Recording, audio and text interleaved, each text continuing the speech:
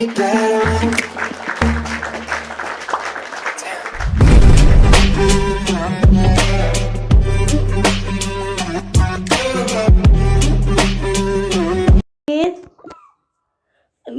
قررنا ان نوريكم بيتنا الجديد، وده طبعا حبايبي الحلوين ده بيتنا، يا رب يكون يعجبكم. انا دلوقتي طبعا تعالوا نوريكم جمال اهو. اول حاجة طبعا احنا جبناه في البيت ده، طبعا اخترنا البيت ده شكله حلو عشان كده كبير هو. هنا عندنا اول حاجة الآلة بتاعت الحاجات دي.